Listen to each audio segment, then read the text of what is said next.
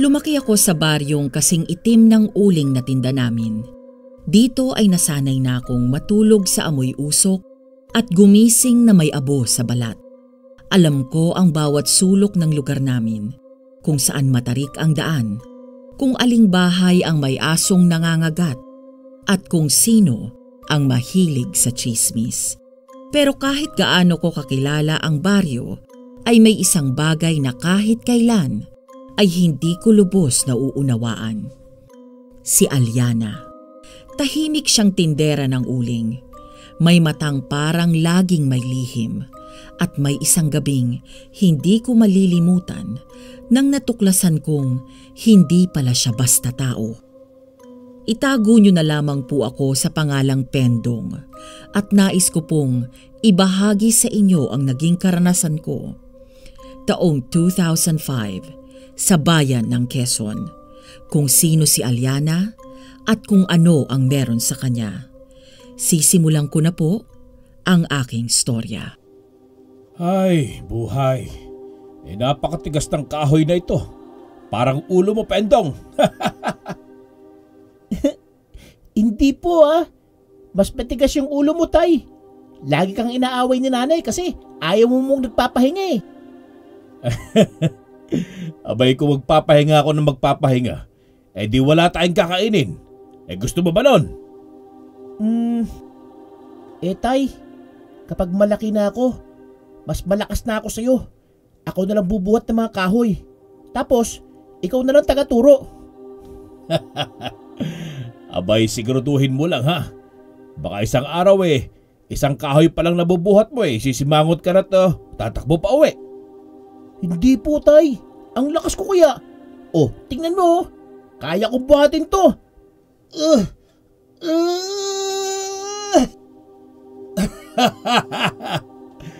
Ay aba, sige. Buhatin mo yan hanggang bahay. Pero pag nadapa ka, ikaw ang maghugas ng pinggan mamaya, ha? Ay, Tay. Ang bigat pala. Ay nako. Akala mo kung sino kang malakas. O siya, tulungan mo na lang ako rito at baka abutan tayo ng dilim. May biglang sumabay na mahina ngunit kakaibang ingay mula sa di kalayuan. Teka anak, narinig mo yon? Ano yun, Tay? Hayop ba yun? Aba, hindi. Para mga kabaryo natin ang naririnig ko Tay, bakit parang nagkakagulo sila? Pendong, tara, tignan natin. Malaman natin kung anong nangyayari. Sinunod ko si tatay habang mabilis kaming tumawid sa makikitid na landas ng kagubatan. Ang ingay ng mga tao ay lumalakas habang papalapit kami. Mga bulong na hindi maintindihan, halong pagtataka at pag-aalala. Ilang metro pa ay nakita namin ang umpukan ng mga tao sa isang bakanteng bahagi ng gubat. Ang aming mga kabaryo ay nakapalibot sa isang matandang babae. Si Aling Osang. Ang kanyang buhok ay magulo. Ang kanyang damit ay gusot na at marumi. At ang kanyang mga mata ay tila balisa. Laging lumilinga sa paligid na parang may hinahanap o tinatakasan. Tay, si Aling Osang yun, di ba? Oo, siya nga. Ilang araw na raw siyang nawawala. Saan kaya siya nanggaling? Bakit ganyan siya? Ewan ko, Pendong. Pero tingnan ko, hindi siya agad nagsasalita parang balisa. Tay, totoo kaya yung sabi ng iba na baka nadala siya ng kung ano? Pendong, nakikita mo yan? Ganito na ganito si Aling Osang noon. Ano pong ibig niyo sabihin, Tay? Noon, bago pa siya magbuntis sa panganay niya, ganyan na ganyan siya. Tahimik, balisa, parang hindi makapagsalita ng maayos. Tay, si Aliana po ba? Oo, Pendong. Naengkanto si Aling Osang noon. Nawawala siya ng halos isang linggo. Tapos nung bumalik, ganito rin ang itsura niya. Tahimik, parang laging may hinahanap. Pero Tay, sabi niyo po noon, Wala naman siyang nobyo o asawa, di ba? Wala, Pendong. Wala talaga. Pero pagkatapos ng halos 1 buwan, ay nagdalang tao siya. Tay, di ang batang nasa sinapupunan niyo noon, si Aliana? Oo, Pendong. At kasing edad mo siya. Saka ko naalala si Aliana. Ang kababata kong kasing edad ko, 13 taon kami noong panahong yon. Hindi siya katulad ng ibang bata sa baryo. Mailap siya, laging tahimik, bihirang makipag-usap o makipaglaro. Kapag kinakausap namin siya, ay hindi siya makatingin ng diretsyo. Palaging nakatungo o tumitingin sa malayo na parang may ibang bagay na nakikita na hindi namin nakikita. Pero sa hindi ko maipaliwanag na dahilan, ay gusto kong mapalapit sa kanya. May kung anong misteryo sa kanyang mga mata na parang may nais siyang sabihin pero hindi niya masabi. Kahit mailap siya, ay hindi ko maiwasang hangaan ang kakaibang aura niya. At noon pa man, ay may parang tumutulak sa akin na huwag siyang iwanan. Isang araw, habang naglalakad ako sa kakahuyan, ay napadaan ako sa kubo-kubo ni na Aliana. Nasa dulo na ng baryo ang kanilang tirahan, malayo sa karamihan, kaya halos wala nang dumara ang mga tao. Sa harap ng kanilang bahay ay nakasalansan ang mga sako ng uling at itim na alikabok na nakakalat sa lupa, tanda ng kanilang hanap buhay. Tulad namin, ang pamilya nila ay nabubuhay rin sa paggawa at pagtitinda ng uling. Medyo malayo ay nakikita kong may usok pang lumalabas mula sa isang tapahan. Patunay na may inuhuhurno pa silang kahoy. Napatingin ako sa mismong kubo. Tahimik ito at akala ko'y walang tao. Pero nang hahakbang na ako palayo, ay biglang may narinig akong malakas na hiyaw ng batang babae. Si Aliana. Tulong! Mabilis akong nagtungo sa kubo nila Aliana sa pag-aalalang baka may mangyaring masama dito. Batid ko kasing wala palagi itong kasama sa kubo nila dahil simula nang ipinanganak siya ni Aling Osang ay hindi na ito napirmi sa bahay. Pagpasok ko sa loob ay nag-aapoy ang lutuan nila Aliana. Aliana! Anong nangyayari? Hindi ako makadaan! Tulungan mo ako! Teka lang, sandali! Pendong! Bilis! Takbo, Aliana! Dito ka sa likod ko! Pendong!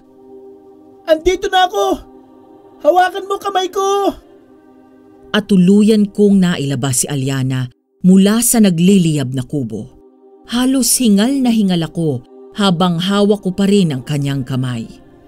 Ramdam ko ang panginginig niya sa takot. Hindi ko na inaksaya ang oras. Mabilis akong tumakbo sa gilid ng kubo kung saan nakatabi ang isang malaking tapayan ng tubig. Wala nang pag-aalinlangan na agad kong dinampot ang isang timba at buong lakas na ibinuhos sa nagliliyab na lutuan.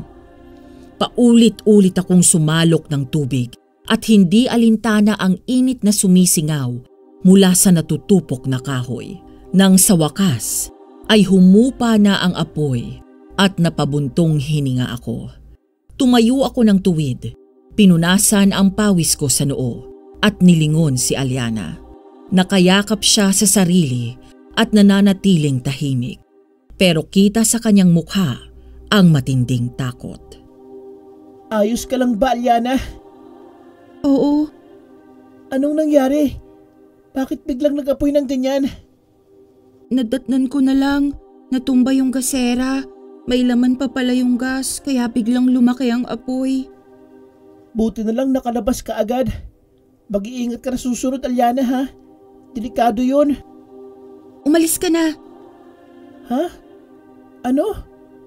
Kapapatay ko lang ng apoy tapos paalisin mo na agad ako? Kailangan mo nang umalis.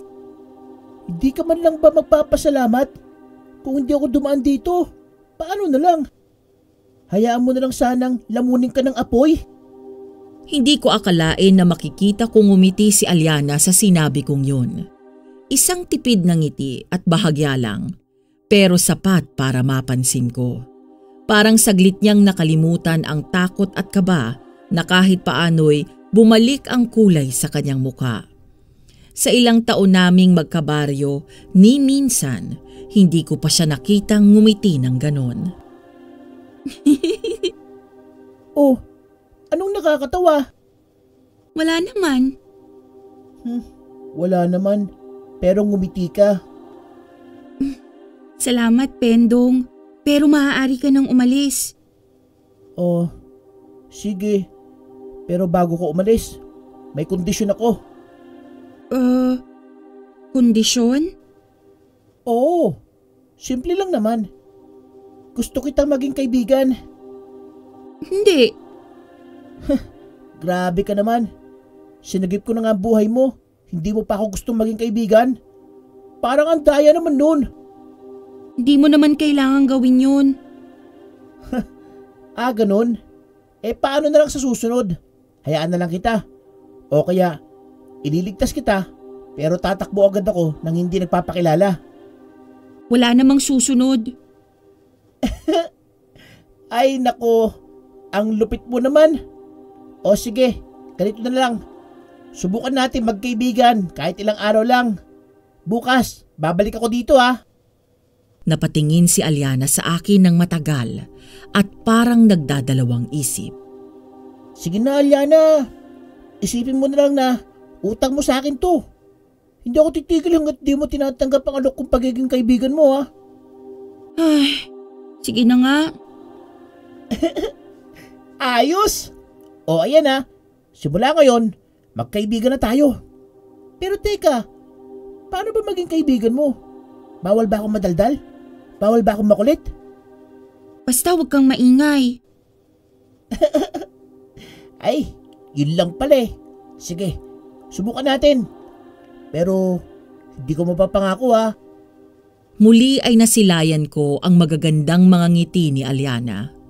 At dahil pumayag na naman siya na maging kaibigan ko, ay sinunod ko na ang kahilingan niyang umalis na ako. Masigla kong umuwi sa aming kubo-kubo at sabik na masilayan ang kinaumagahan dahil babalik ako kay Aliana. Ay, aba Pendong, saan ka na naman galing ha? Bakit ang tagal mong nawala? At ano yung itsura mo? Para kang inihaw na manok sa itim ng mukha mo. Inay, kasi po. Huwag mo akong kinakasi-kasi dyan. Ang tanong ko, saan ka galing? At bakit amoy usok ka? Naku, sabihin mo nga sa akin, ano na namang kalokohan ang pinasok mo ha? Grabe naman kayo inay. Ang lokohan agad. May kabutihang loob naman ako ginawa ngayon ah. Aba, kabutihang loob daw oh. O sige nga, ano naman yung kabutihang loob na ginawa mo? Sinagip ko lang naman si Aliana sa sunog. Ano? Sunog? Anong sunog? Aba Rosie, hinaan mo naman ang boses mo at baka pati kapitbahay malaman pang pinapagalitan mo na naman ang anak natin. Paano hindi ako mag-aalala? Itong anak mo, kung ano-anong gulong pinapasok. O yan tay, depensahan niyo naman po ako. Ano bang gusto mong gawin ng bata? Hayaan ang kapitbahay niyang lamunin ng apoy. Abay, dapat nga pinagmamalaki natin to eh. Tama po yun inay. Kung di ako dumaan sa kanila, baka naabo na si Aliana. Ako nga itong dapat purihin dito eh. Ay!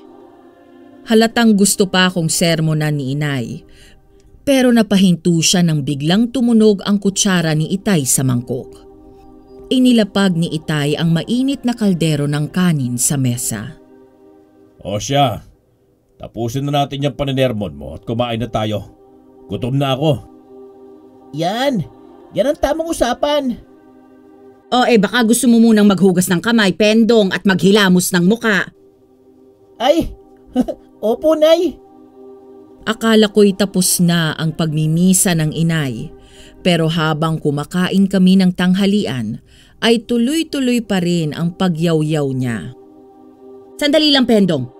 Sino yung Aliana na yan? Anak yan ni Aling Osang.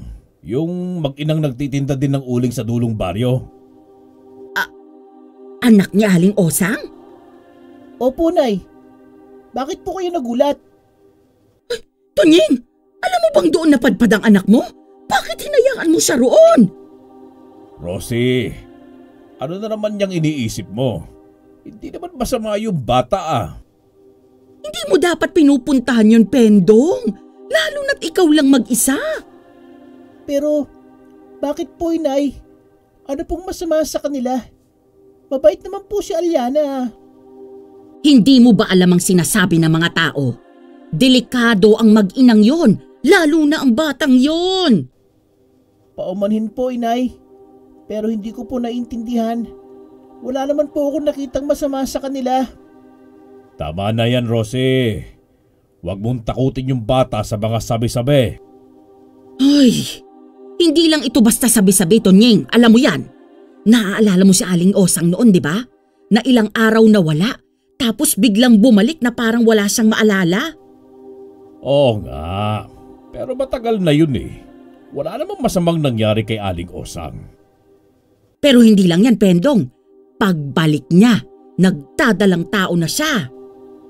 Alam ko na po, Inay. Si Aliana.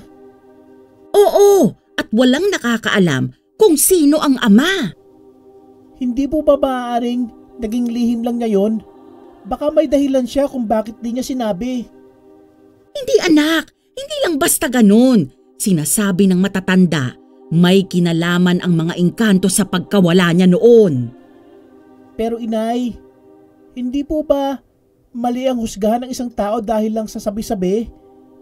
Kahit po anong pinagdaanan nila, hindi naman po ibig sabihin nun masama sila. Ayun naman pala eh. Nakikinig ka ba, Rosie? Ay, basta Tonying, hindi ako mapapanatag. Naiintindihan ko po ang pag-aalala ninyo, Inay. Pero kung mabait naman po si Aliana, hindi po ba dapat bigyan natin siya ng pagkakataon? Ay, Rosie, matigas na ang ulo ng anak mo.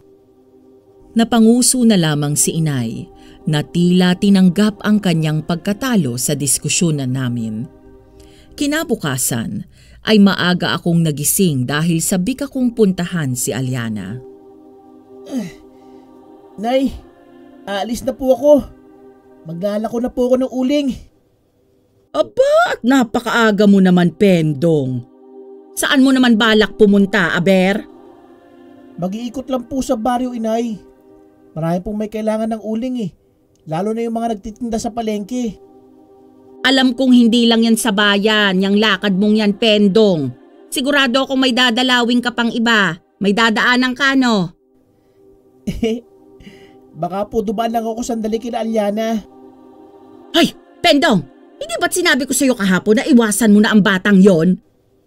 Pero Nay, Hindi mo naiintindihan. Delikado yung ginagawa mo.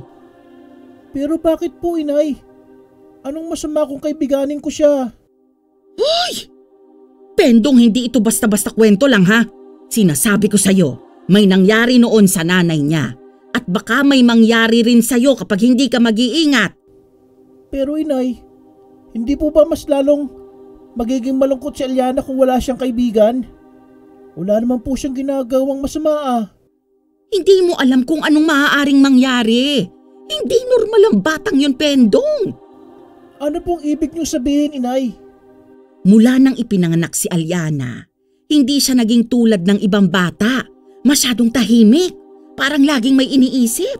Hindi makatingin ng diretso sa tao. Hindi mo ba yun napapansin? Wala siyang kaibigan. Napansin ko nga po yun. Pero hindi naman ibig sabihin nun ay may masama na siyang ginawa. Di po ba? Hindi lang yun, anak. Naaalala mo ba kung paano siya ipinanganak? Opo, sabi po ninyo na nagbalik si Aling Osang matapos mawala ilang araw. At pagkatapos ng isang buwan, bigla na lang pong nagdalang tao. Oo, at walang nakakaalam kung sino ang ama. Walang nakakita, walang nakaalam. At ngayon, ikaw, nakikipaglapit ka sa anak niya. Pero Inay, kung iisipin po natin, hindi naman kasalanan ni Aliana ang pinagmulan niya. Hindi niya pinili yun. Ay, Pendong! Hindi kita mapipigilan kung talagang gusto mong kaibiganin ng batang yon. Pero mag-iingat ka. Kapag may naramdaman kang kakaiba at kapag may nangyaring hindi normal, aba, lumayo ka na. Opo, Inay. Pangako. Mag-iingat po ko. Ay, sige na. Kumain ka muna bago ka umalis. Salamat po, Inay. Batid kong nag-aalala lang si Inay para sa akin. Alam kong gusto niya lang akong protektahan mula sa kung anong kinatatakutan niya tungkol kina Aling Osang at Aliana. Pero sa kabila ng lahat ng babala niya, ay hindi ko rin maintindihan ang sarili ko kung bakit gusto kong mapalapit kay Aliana. Sa kabila ng kanyang katahimikan at pagiging mailap, ay may kung anong humahatak sa akin patungo sa kanya. Habang tinatapos ko ang aking pagkain, ay hindi ko maiwasang isipin kung paano siya tumawa kahit sandali lang. Ang ngiting yon ay parang isang lihim na hindi niya dapat ipakita. Pero nagawa ko siyang mapangiti kahit saglit lang. At sa puntong yon ay alam ko na hindi ko kayang basta na lang lumayo sa kanya. Magandang umaga, Aliana! Napatalon si Aliana sa gulat at mabilis siyang lumingon sa akin. Para siyang naaalimpungatan mula sa malalim na pag-iisip. Pero imbis na bumati sa akin, ay sinaway niya ako. Shh! Huwag kang maingay. Natutulog si nanay. Pasensya na. Hindi ko alam eh. Napansin lang kasi kita nakatulala. Parang ang lalim ng iniisip mo eh. Wala lang yun. Talaga? Eh bakit parang hindi ka makagalaw dyan? Para kang... Pendong, kung wala ka naman mahalagang sasabihin, umalis ka na. Sungit mo talaga. Ni magandang umaga nga, di mo lang nasabi. Bakit na nga pala nandito? May kailangan ka ba? Hindi ba sinabi ko naman sa'yo? Babalik ako ngayon. Tutulungan kitang maglako ng uling. Ha? Anong ibig mong sabihin? Nagdala ko rin naman ako ng uling para sa amin eh. Isasabay ko na sa inyo para mas mabilis maubos. Wag na, Pendong. Hindi mo na kailangan gawin yun. Gusto ko eh. Para mas mabilis kayo makabenta. Baka kung ano na naman ang sabihin ng mga tao. Ano namang masama sa pagtulong ko sa'yo? Pendong, alam mo naman siguro kung anong sinasabi nila tungkol sa amin ni nanay, di ba? Narinig ko na nga. Pero hindi ko pinaniniwalaan yun. Ikaw lang siguro. Ano naman? Hindi naman ako nakikinig sa sabi-sabi eh. Ang mahalaga ay nakita ko mismo kung paano ka. At ang totoo, wala naman ako nakikita masama sa inyo ni Aling Osang ah. Kung ikaw lang ang tatanungin, baka oo. Pero hindi lang ikaw ang nandito sa baryo, Pendong. Lahat ng tao may masasabi. Hayaan mo sila. Hindi naman sila nagpapakain sa inyo, hindi ba? At saka, hindi ko hayaang may masabi sila tungkol sa pagtulong ko sa iyo.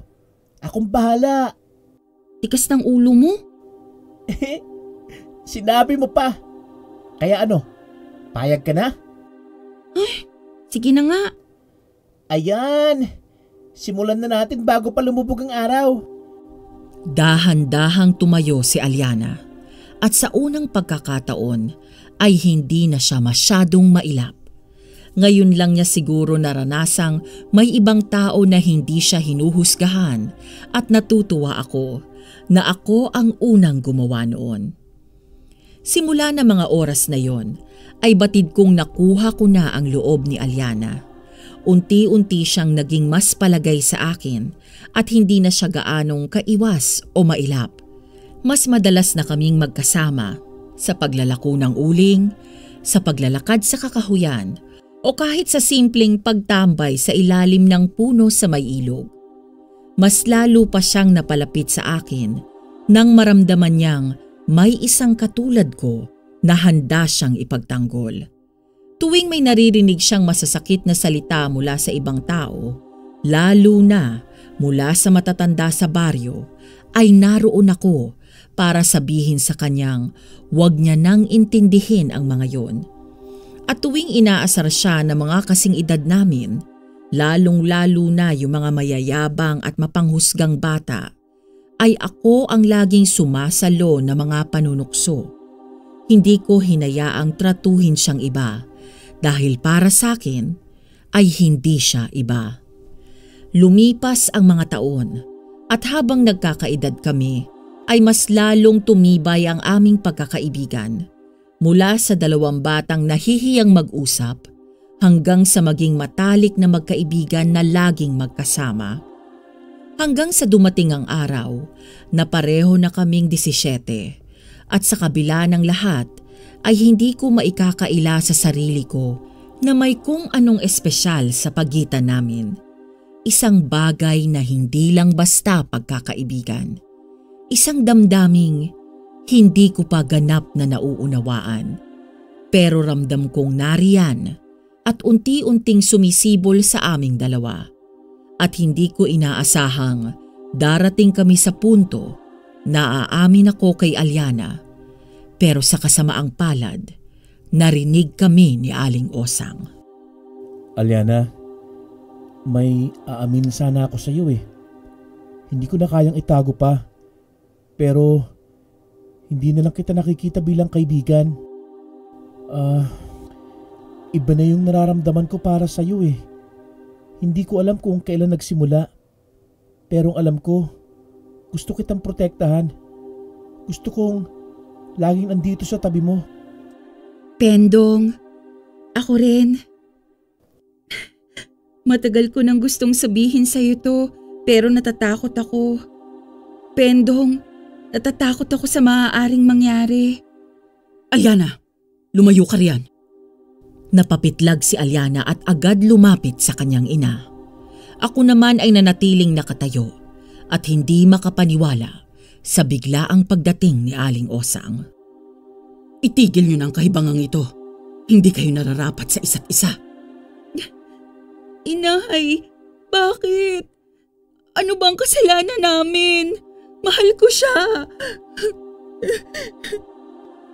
Hindi mo naiintindihan, anak. Pagsapit ng 18 kaarawan mo, malalaman mo rin kung bakit. Hindi ko maintindihan kung ano ang pinupunto ni Aling Osang. Bakit niya nga ba kami ipinagbabawal sa isa't isa? Ano ang mali sa pagmamahal namin ni Aliana? Pero dahil mga mura pa ang isipan namin noon, ay hindi na namin pinilit alamin. Sa halip ay pinili naming sundin ang tinitibok ng aming mga puso.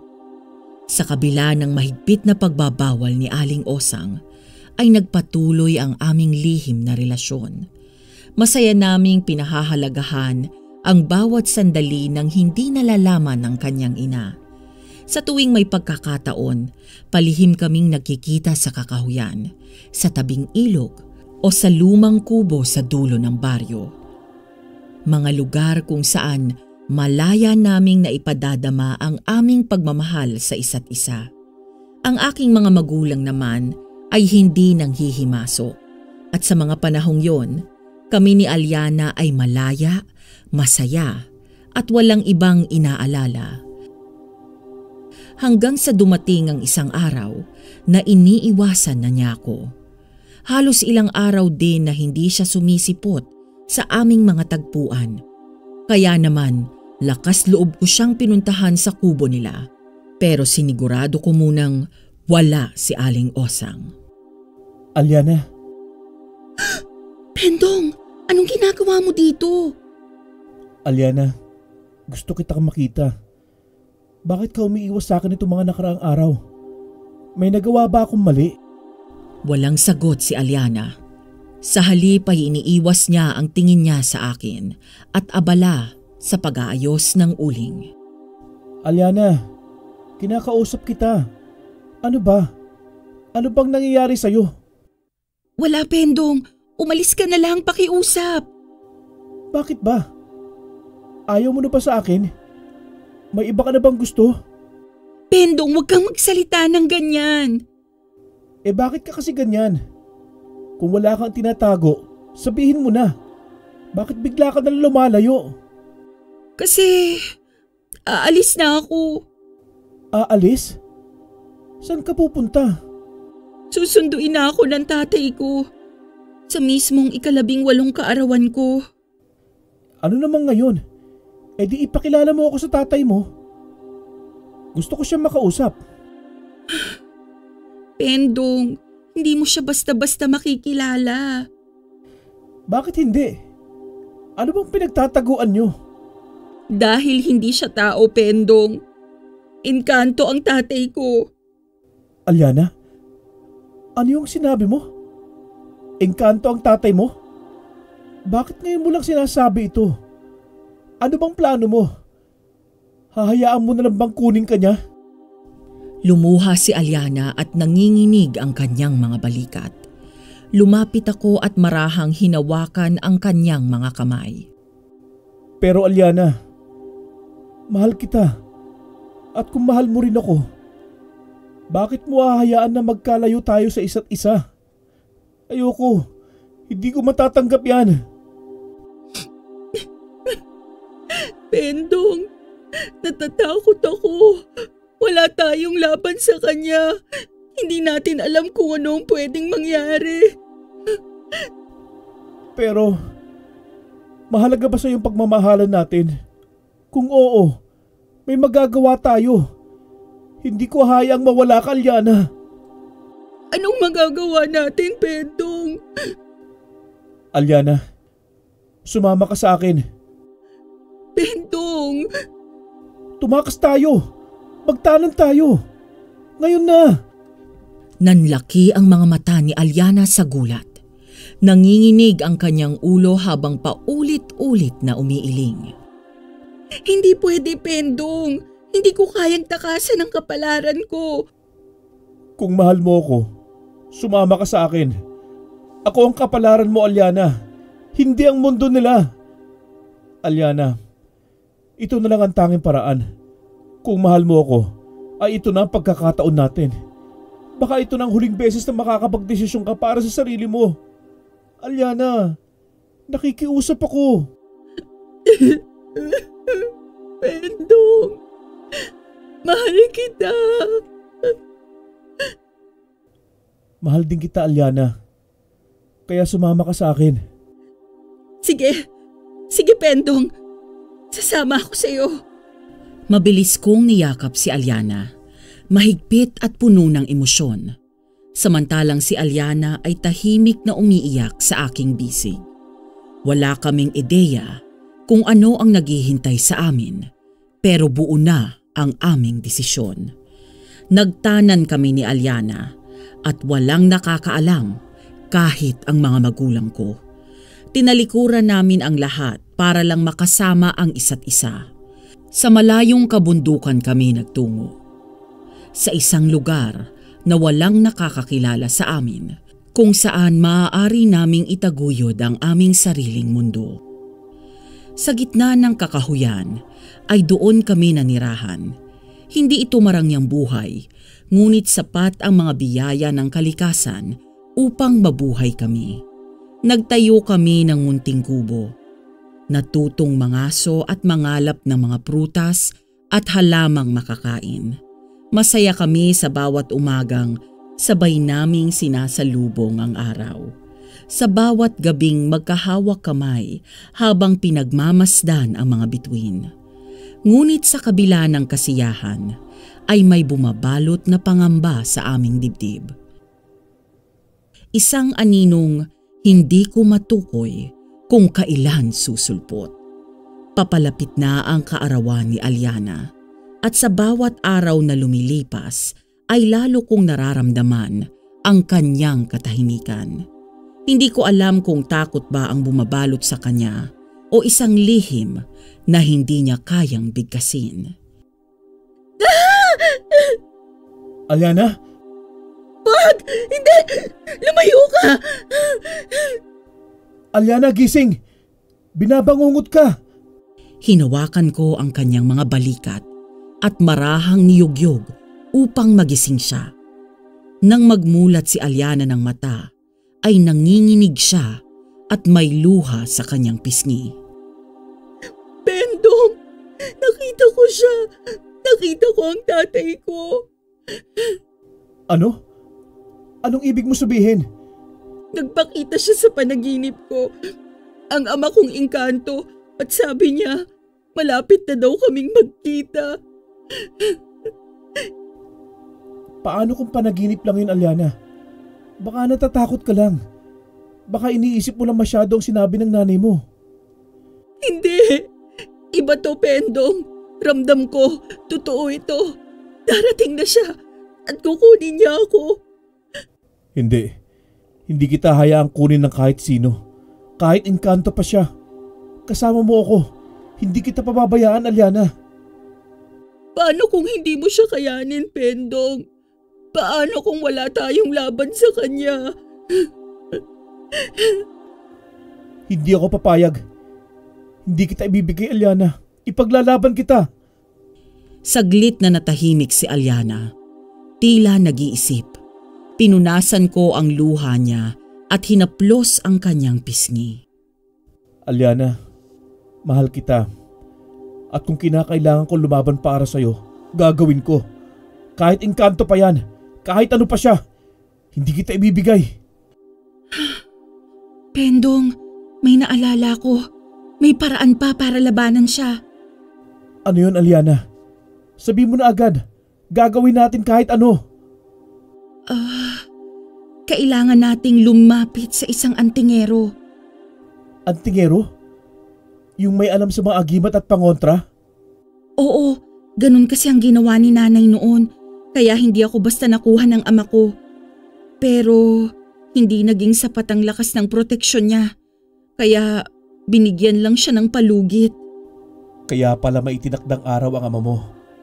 Kaya sa 18 mong kaarawan, balak kanyang kunin. Oo, Pendong. Wala na siyang ibang hadlang ngayon. Kapag dumating ang araw na yon, wala na akong laban. Hindi. Hindi pa tapos ang laban. Kung antingero kailangan natin, maghahanap tayo. Hindi kita basta-basta isusuko, Aliana. Natatakot ako, Pendong. Kahit anong gawin natin, paano kung hindi pa rin sapat? Paano kung wala tayong magawa? Aliana, basta may paraan gagawin natin. Kahit saan pa ako makarating. Hahanapin ko ang tingero na makakatulong sa'yo. Kahit paharapin ko mismo ang ama mong engkanto, hindi ako uurong. Pendong, kaya mo ba talaga? Kaya mo bang lumaban para sa akin? Hindi lang kaya, Aliana. Wala akong ibang gagawin kundi ang lumaban para sa'yo. Nang sumunod na araw ay hindi na kami nag-aksaya ng oras. Agad kaming naglakbay upang hanapin ang sinasabing magaling na antingero. Matagal kaming naglakad sa masukal na daan. Nilampasan ang mga matataas na damo at matandang punong kahoy na wari mga matang nakamasid sa amin. Tahimik lang si Aliana at bakas pa rin sa mukha niya ang pag-aalala. Ngunit hindi siya bumitaw sa tabi ko. Makalipas ng ilang oras ng paglalakbay, ay natagpuan namin ang isang kubong gawa sa lumang kahoy at pawid na nakatayo sa gitna ng isang malawak na lupain na tila hindi naaabot ng kabihasnan. Sa labas nito ay may mga nakasabit na mutya, bawang at iba't ibang anting-anting na wari nagbabantay sa paligid. Lumabas mula sa loob ang isang matandang lalaking nagngangalang Tatay Lucio. Maputi na ang kanyang buhok, mahaba ang bigote at may mga matang tila nakakakita ng hindi pangkaraniwang bagay. Pagkakita pa lang niya kay Aliana ay napailing siya at marahang huminga ng malalim. Matagal ko nang alam na may isang kagaya mo ang lalapit sa akin. Nagkatinginan kami sa isa't isa at nagulat sa kanyang sinabi. Hindi pa man namin na ipapaliwanag ang dahilan ng aming pagpunta, ay alam na agad ni Tatay Lucio ang aming pakay. At higit sa lahat, alam niya ang tunay na pagkatao ni Aliana. Aliana, ayos ka lang ba? Malamig dito. Gusto mo bang humiram ng balabal? Natatakot ako. Baka hindi natin kaya. Takot? Isang bagay na kailanman ay hindi mo dapat hayaan na lamunin ka, Iha. Pero tama ka sa isang bagay. Hindi ito magiging madali. Ano po ang kailangan kong gawin? Kahit anong pagsubok ay kakayanin ko. Huwag lang po mapunta si Alyana sa kanyang ama. Ang nais mong gawin ay hindi basta-basta, Iho. Hindi ito tulad ng pakikipag-away sa kapwa mo tao. Ang ama ni Alyana, siya ay isang makapangyarihang engkanto. Isang nilalang na kayang baluktutin ang ating realidad sa isang kumpas lamang ng kanyang daliri. Kung ganun, wala na po ba kaming pag-asa? May pag-asa pa. Ngunit may isang paraan lamang. At ito'y isang laban na kailangan mong paghandaan, Pendong. Hindi sapat ang tapag labang. Kailangan mong magkaroon ng sapat na lakas at karunungan upang harapin siya. Ano pong ibig niyo sabihin, Tatang? Inilabas ni Tatay Lucio ang isang lumang kahoy na kahon mula sa ilalim ng kanyang upuan.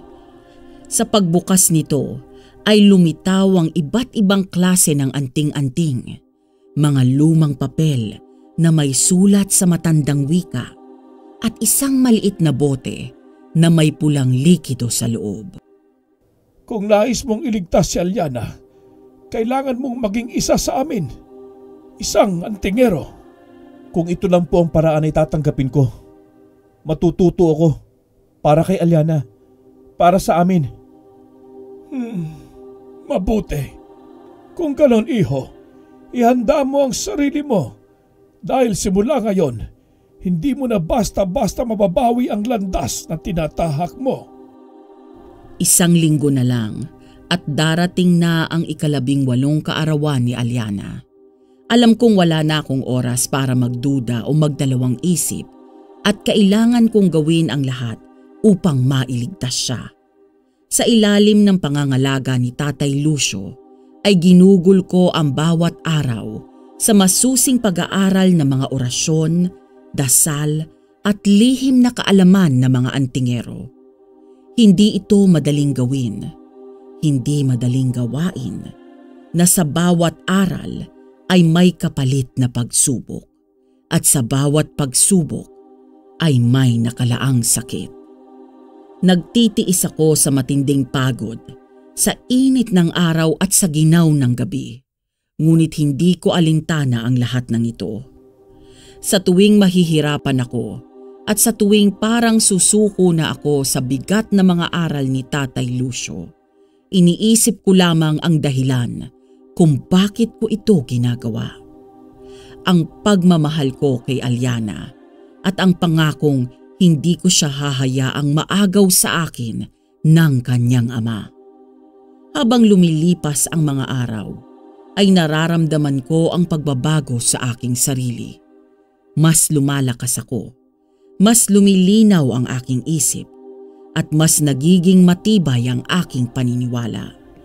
Ngunit sa kabila nito ay hindi pa rin ako tiyak kung sapat na ba ang aking natutunan upang harapin ang isang makapangyarihang engkanto. Hanggang sa sumapit na ang araw na kinatatakutan namin ni Alyana. Maligayang kaarawan, Alyana. Pendong, hindi mo na kailangang mag-abala pa. Ano ka ba? Kaarawan mo ngayon. Dapat masaya ka. Saglit na muna natin kalimutan ng pangamba, ha? Ngayon, ikaw na lang muna ang bida. Ikaw talaga? Pero salamat, Pendong. Alam mo, hindi ko inakala na sa ganitong pagkakataon, may isang katulad mong magpapahalaga sa akin. Ikaw pa? Ikaw pa ba ang hindi ko bibigyan ng espesyal na araw? Ayan o, luto na ang paborito mong pansit gisado. Oh, teka, eto pa. Minatamis na bilo-bilo. Pendong, paano mo nalaman na ito ang paborito ko? Aba, matagal ko nang alam, ha. Simula pa nung unang beses kita makita sa palengke at matuwa ka sa amoy ng bagong gisa. Pero ngayon lang ako nagkaroon ng pagkakataong ipagluto ka ng paborito mong pagkain. Ang sarap. Hindi ko alam kung paano kita pasasalamatan. Simple lang. Maging masaya ka ngayon. Yun lang ang hiling ko sa'yo, Alyana. Sana matapos na ang lahat ng ito. At sana, hindi na natin kailangang magtago. Sana wala nang kailangang ipaglaban. Alyana, ano man ang mangyari, nandito lang ako. Hindi kita pababayaan. Pero ngayon, hayaan mong maging masaya ka muna, ha? Salamat, Pendong. Salamat sa lahat. Sumapit na ang buong maghapon hanggang gabi nang walang kahit anong kakaibang nangyayari.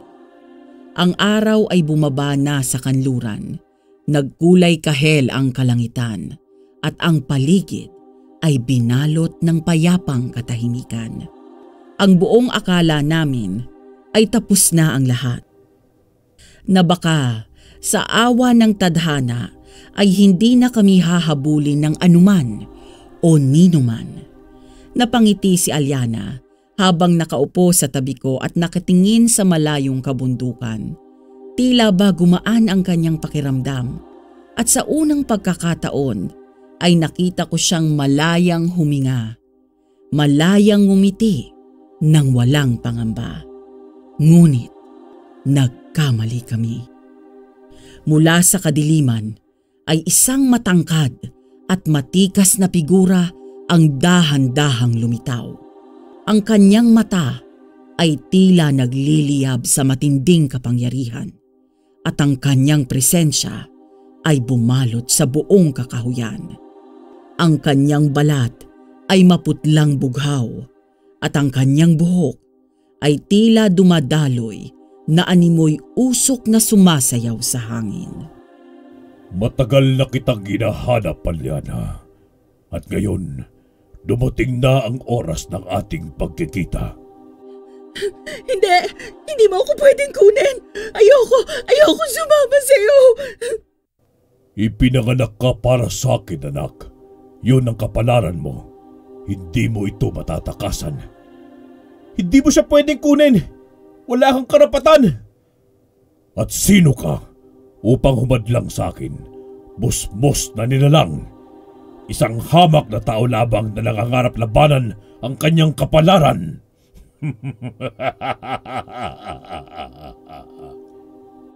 Hindi ako pag-aari ng sino man. Hindi ng nanay ko, hindi ikaw, at hindi rin ang kahit na sino pa. Hindi mo alam ang sinasabi mo, Alyana. Sa dugo mo ay nananalaytay ang aking lahi. Ikaw ay hindi pangkaraniwang mortal. At ngayon, sumapit na ang iyong 18 taon ay nararapat lamang na bumalik ka sa tunay mong tahanan. Hindi! Hindi kanya kailangan! Hindi ka naging ama sa kanya! Kaya paano mo nasasabing tahanan mo ang para sa kanya? Mata lamang ng isang mortal ang bulag sa katotohanan. Pero sige, kung gusto mong ipaglaban siya, handa akong makipagkasundo. Kung kaya mong talunin ako, ay magiging malaya si Alyana. Wag, Pendong! Huwag kang lumaban sa kanya! Wala kang laban sa kanya! Handa akong gawin ang lahat, kahit pabuhay ko ang kapalit. Kung gayon, ay simulan na natin! Biglang bumagsak ang napakalakas na kidlat. Nagdilim ang langit at nagsimula ang laban na hindi ko inaasahan. Laban para kay Alyana. Lumakas ang tunog ng hangin na parang bagyo at ang mga sanga ng puno ay nababali. Umaalingaw-ngaw ang halakhak ni Amaraya habang unti-unting lumilitaw ang kanyang tunay na anyo. Mas malaki, mas nakakikilabot. Isang hamak na tao lamang ang sumusuong sa isang laban na hindi niya kayang tapusin. Handa ka na bang mamatay, bata? Isang mabilis na galaw mula kay Amaraya at isang matalim na hampas ng hangin ang dumapo sa aking katawan. Napaatras ako at hawak-hawak ang sugat sa aking braso. Mainit, masakit, pero hindi ako maaaring sumuko. Hindi kita uurungan, Amaraya. Hindi mo siya maaaring kunin. Pendong, tama na. Hindi mo siya kaya.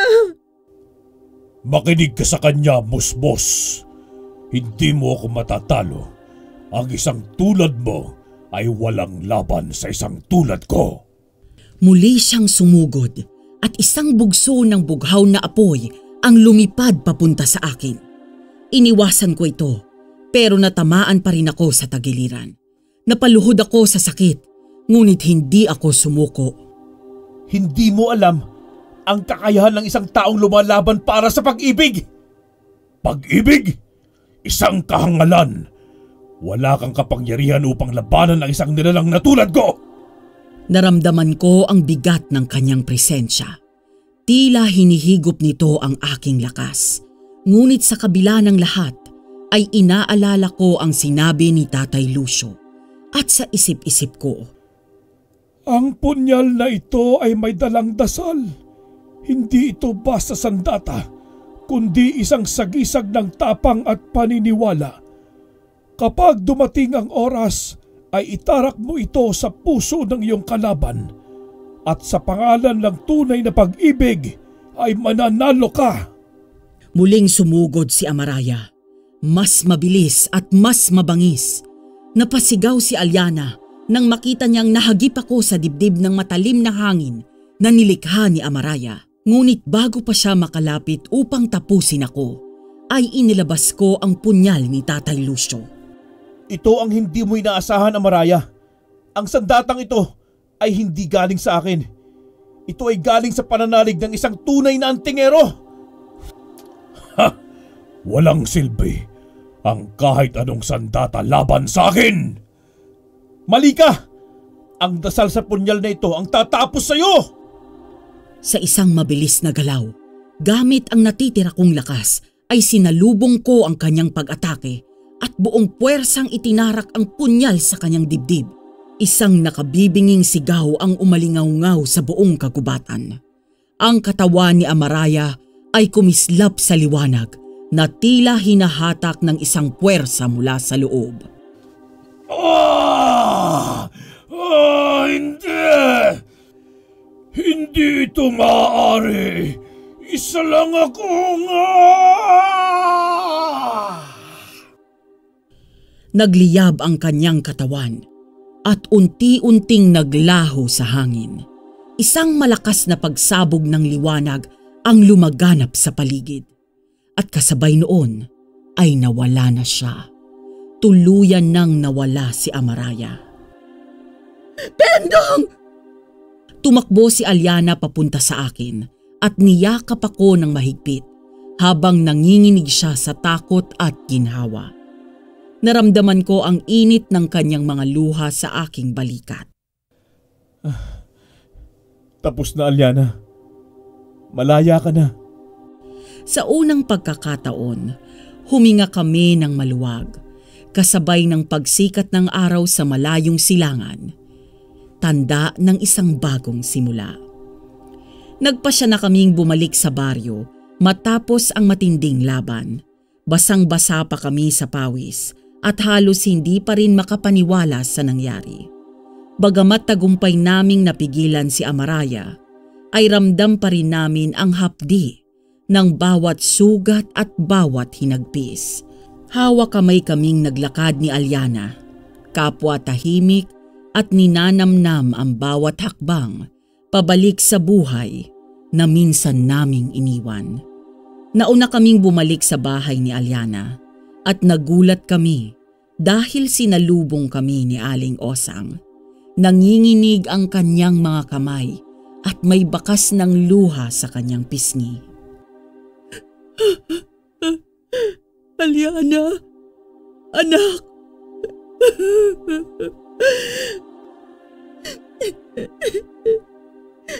Inay.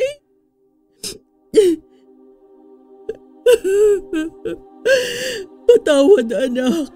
Patawarin mo ko. Patawad sa lahat ng mga nagawa ko. Hindi kita dapat pinalayo noon. Pero natakot ako. Hindi ko alam kung paano kita maililigtas noon. Patawad. Wala na yun, Inay. Wala na si Amaraya. Tinalo siya ni Pendong. Hindi na niya tayo kayang saktan ngayon. Anong sinabi mo? Si Amaraya? Opo, Aling Osang. Natalo ko na po siya. Hindi na niya kayo kayang pagbantaan o utusan. Wala na po ang kapangyarihan niya sa inyo. Napahawak si Aling Osang sa kanyang dibdib. Tila hindi makapaniwala sa kanyang narinig. Nanginginig ang kanyang labi bago muling bumaling kay Aliana. Anak, malaya na tayo. Opo, Inay. Malaya na tayo. Sa unang pagkakataon ay isang tunay at taus-pusong ngiti ang lumabas sa labi ni Aling Osang. Nangingilid pa rin ang kanyang luha. Pero ngayon ay hindi na ito dahil sa takot, kundi sa labis na kaligayahan. Yumakap siyang muli kay Aliana at sa pagkakataong ito, kasama na rin ako. Ang mahigpit na yakap na yon ay puno ng pasasalamat, pagmamahal at ang matagal ng minimithing kalayaan. Nang sumunod na araw ay nagpasya na rin akong bumalik sa aming bahay at sa pagkakataong yun kasama ko na si Aliana. At nang makita kami ng itay at inay ay agad silang napalingon at nanlaki ang mga mata sa gulat at tuwa. Ay! Pendong! Anak, bumalik ka! At si Aliana! Aba, anak. Akala namin hindi ka na babalik. At ikaw, Aliana. Ikaw pala ang sinasabi nitong si Pendong noon. Halika. Maupo muna kayo. Ano bang nangyari sa inyo? Saan kayo nanggaling? Bakit bigla kayong nawala ng matagal? Nagkatinginan kami ni Aliana. Alam kong dapat naming itago ang totoo at ayokong mabahala pa ang aking mga magulang. Nay, Tay, pasensya na po. Nagpunta po kami sa ibang bayan. Alam niyo na, naghahanap ng bagong pagkakataon. Bagong simula. Ay talaga ba? At anong bagong simula naman ang nahanap niyo doon? Ang totoo po niyan. Gusto lang po naming lumayo saglit sa dati naming buhay. Alam niyo naman po ang pinagdaanan ko sa baryo natin. Gusto lang po naming subukan kung kaya naming mag-isa. Kung kaya naming harapin ang buhay. Ay, naku iha, napakahirap ng ginawa ninyo. Pero ang mahalaga ay ligtas kayong nakabalik. Tama yan. Ang mahalaga ay magkasama pa rin kayong dalawa. Basta tandaan nyo na ano man ang mangyari ay nandito lang kami para sa inyo. Nakangiti akong tumango. Saka hinawakan ang kamay ni Aliana. Alam naming pareho ang katotohanan. Pero sa puntong ito, sapat nang malaman naming tapos na ang bangungot ng aming nakaraan.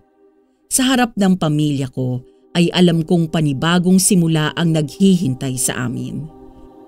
Lumipas ang maraming taon at patuloy naming isinabuhay ang katahimikan at kaligayahan na matagal naming hinangad. Hindi na kailanman ginambala si Aliana ng kanyang ama. Ang takot at pangamba noon ay tila isa na lamang malayong panaginip na hindi na muling magbabalik. Unti-unting nabuo ang aming sariling pamilya.